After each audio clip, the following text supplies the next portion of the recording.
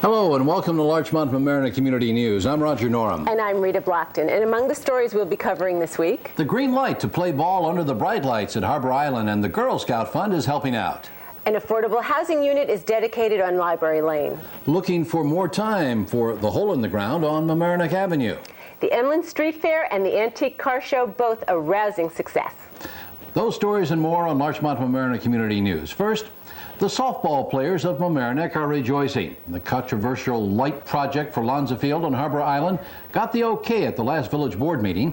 The lights aren't cheap. So far, the price tag is about $175,000 bucks. $152,000 has been given by the county for the lights. The softball players will raise $10,000, and nearly $13,000 will come from what's called the Girl Scout Fund. That's the fund that was established years ago from the sale of some Girl Scout property. The fund money has to be earmarked for youth-related activities. The village meeting was packed with light supporters and opponents, and a letter was read from the Lonza family. The lights will shine on Lonza Field in Harbor Island. My father loved Harbor Island and all that it provided for the people of this village, especially the youth. Let's not forget that love and what it means to all of us. Thank you. I think the taxpayers of this village should not be asked to underwrite the ineptitude of the village. And I think they've done that long enough. There was no ineptitude. I think it's easy to point fingers and look for scapegoats. Certainly, I think the engineering department has followed every procedure that has been available to them without the interference from other people. I think a lot of this would have been done much sooner. And this issue really isn't about lights at all. It's about the kind of government we have. Now, Paul, for you to say there were no apparent defects, I can't buy that. Trustee Ottinger? Yes. Weingarten? Yes. Rogers? Yes. Hofstetter? Yes. Mayor Noto? Yes. Okay, that's it.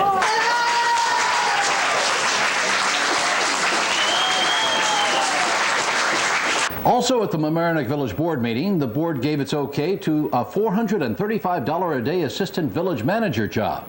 Trustee Walter Rogers cast the only dissenting vote, saying it was too expensive.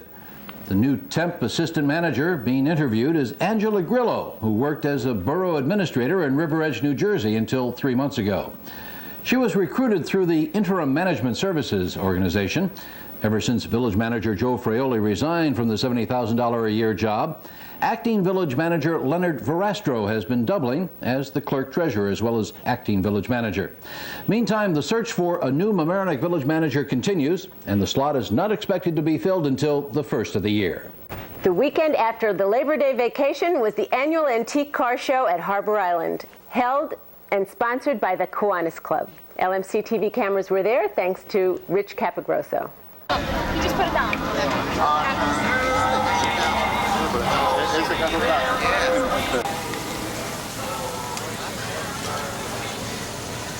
1955 Studebaker, owned by Harvey Unger, who's not here right now. 55 Pontiac coming in. Now this is a car. I don't know what kind of car it is, but I'm going to find out in a second. But just take a look at it.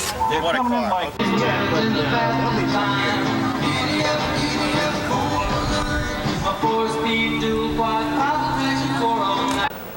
The town of Mamaroneck is going to put the issue of a 4-year term for town clerk on the November ballot.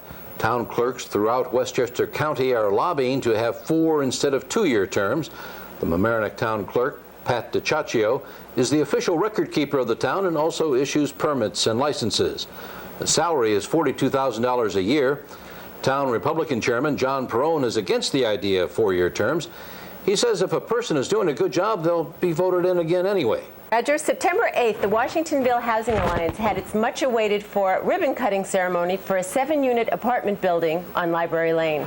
Ellen Levy, the director of the nonprofit agency, officiated.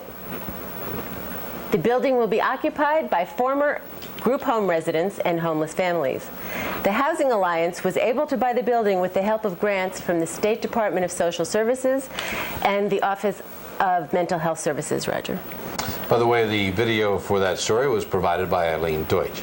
Mamaroneck Civil Service Union has reached an agreement with the village. The 3-year contract calls for yearly pay increases of 6% each year. It's retroactive to last June. A key provision of the contract has the village paying 75% of the medical premium for retirees. The retiree will contribute the remaining 25%. Ever since a fire 7 years ago destroyed 3 buildings along Mamaroneck Avenue near the Post Road, there's been an eyesore at that location. A few years back, a developer was given the okay to construct a 6-story building on the site. A restaurant, stores, and nearly 90 condominium apartments were to be built. The developer, WHS Harbor Associates, says it's still looking for financing for the project and hopes that a 1-year extension for the project permit will be enough time to get the project moving again. And of course, this past weekend, the Emlyn Street Fair. The all-day event had a little something for everyone, and LMC carried the fair live for the 2nd year in a row.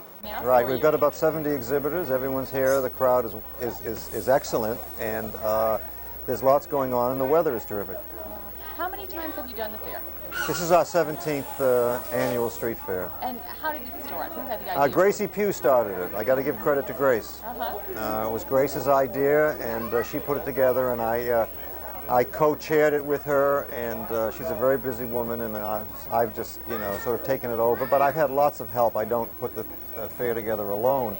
Between the Emlyn staff and the Friends of the Emlyn, there's a lot of volunteerism that goes into it, and for publicity and promotion, and manning all the booths and the food booths and the contributions and the Friends booths. So it's really a Friends of the Emlyn activity. And when does the planning start for the fair? Tomorrow will be the planning will start for the next year's Sounds like the Macy's fair. Day Parade. I feel like General Patton directing an army of patrons and Emlyn well-wishers.